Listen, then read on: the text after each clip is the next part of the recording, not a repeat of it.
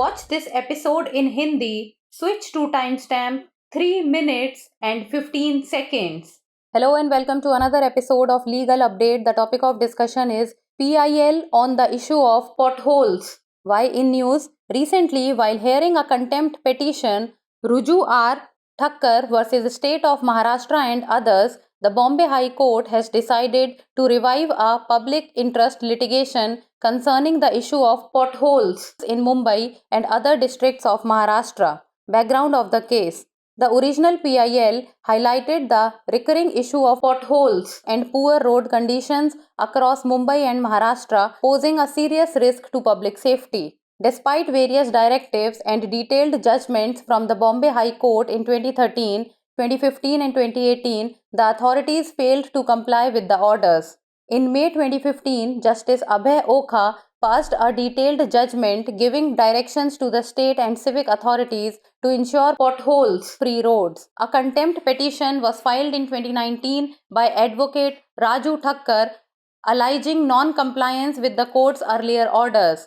Due to the larger public interest and fundamental rights involved, the Bombay High Court has decided to reopen and revive the main PIL. Court observation: a division bench comprising of Chief Justice Devendra Kumar Upadhyay and Justice Amit Borkar observed that the ongoing non-compliance with orders is a matter of public interest affecting citizens' fundamental rights. They emphasized that the main PIL would be reopened and all respondents are directed to submit compliance reports to the court. Legal provisions involved. Article 226 of the Indian Constitution allows the High Court to exercise powers to issue writs such as habeas corpus, mandamus, prohibition, quo warranto, and certiorari for the enforcement of fundamental rights and other legal rights. It is a vital tool for citizens to seek redressal against the state and its instrumentalities. Article 21 of the Indian Constitution ensures the protection of life and personal liberty of individuals. It has been widely interpreted to include the right to a safe environment, which encompasses safe road conditions free from potholes. Case law. Maneka Gandhi versus Union of India 1978. In this case, the idea of personal liberty in Article 21 has a wide scope including many rights. The court also held that a law that comes under Article 21 must satisfy the requirements under Article 19 as well. That means any procedure under law for the deprivation of life or liberty of a person must not be unfair, unreasonable, or arbitrary. Now it's time for the practice question. Which article of the Indian Constitution empowers the High Courts to issue writs? Article 32, Article 226, Article 21 or Article 14? Send us the answer in the comment section. That's all for today. Thank you so much for watching. गड्ढों के मुद्दे पर जनहित याचिका चर्चा में क्यों? हाल ही में रुजु आर ठाक्कर बनाम महाराष्ट्र राज्य और अन्य मामले में अवमानना याचिका की सुनवाई करते हुए बॉम्बे उच्च न्यायालय ने मुंबई और महाराष्ट्र के अन्य जिलों में गड्ढों के मुद्दे से संबंधित जनहित याचिका को पुनर्जीवित करने का निर्णय लिया है। मामले की पृष्ठभूमि: मूल जनहित याचिका में मुंबई और महाराष्ट्र में सड़कों पर गड्ढों और खराब स्थिति की बार बार होने वाली समस्या पर प्रकाश डाला गया था, जिससे सार्वजनिक सुरक्षा को गंभीर खतरा पैदा हो रहा है। 2013, 2015 और 2018 में बॉम्बे उच्च न्यायालय के विभिन्न निर्देशों और विस्तृत निर्णयों के बावजूद अधिकारी आदेशों का पालन करने में विफल रहे। मई 2015 में न्यायमूर्ति अभय ओका ने एक विस्तृत फैसला पारित करते हुए राज्य और नागरिक प्राधिकारियों को गड्ढा मुक्त सड़कें सुनिश्चित करने के निर्देश दिए थे।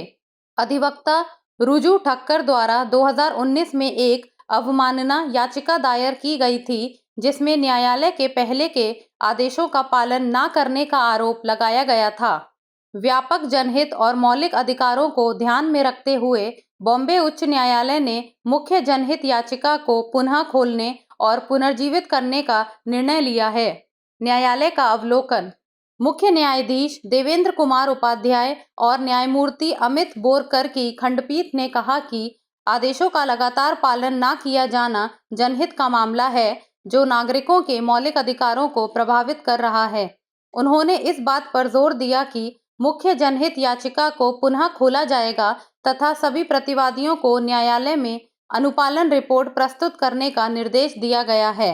इसमें शामिल कानूनी प्रावधान: भारतीय संविधान का अनुच्छेद 226 उच्च न्यायालयों को मौलिक अधिकारों और अन्य कानूनी अधिकारों के प्रवर्तन के लिए बंदी, प्रत्यक्षीकरण, परमादेश, निषेध अधिकार, पृच्छा और उत्प्रेषण जैसे रिट जारी करने की शक्तियों का प्रयोग करने की अनुमति देता है। यह नागरिकों के लिए राज्य और उसके साधनों के खिलाफ निवारण की मांग करने का एक महत्वपूर्ण साधन है। भारतीय संविधान का अनुच्छेद 21 व्यक्तियों के जीवन और व्यक्तिगत स्वतंत्रता की सुरक्षा सुनिश्चित करता है। इसे व्यापक रूप से सुरक्षित पर्यावरण के अधिकार को शामिल करने के लिए व्याख्यायित किया गया है, जिसमें गड्ढों से मुक्त सुरक्षित सड़क की स्थिति शामिल है। संबंधित केस: मेनका गांधी बनाम भारत संघ 1978। इस मामले में अनुच्छेद 21 में व्यक्तिगत स्वतंत्रता के विचार का दायरा बहुत व्यापक है, जिसमें कई अधिकार शामिल हैं। न्यायालय ने यह भी माना कि अनुच्छेद 21 के अंतर्गत आने वाले कानून को अनुच्छेद 19 के अंतर्गत आवश्यकताओं को भी पूरा करना चाहिए। इसका मतलब है कि किसी व्यक्ति के जीवन या स्वतंत्रता से वंचित करने के लिए कानून के तहत कोई भी प्रक्रिया अनुचित या मनमानी नहीं होनी चाहिए। अब बारी है अभ्यास प्रश्न की। भारतीय संविधान का कौन सा अनुच्छेद उच्च न्यायालयों को रिट जारी करने का अधिकार देता है? अनुच्छेद 32, अनुच्छेद 226, अनुच्छेद 21 या अनुच्छेद 14?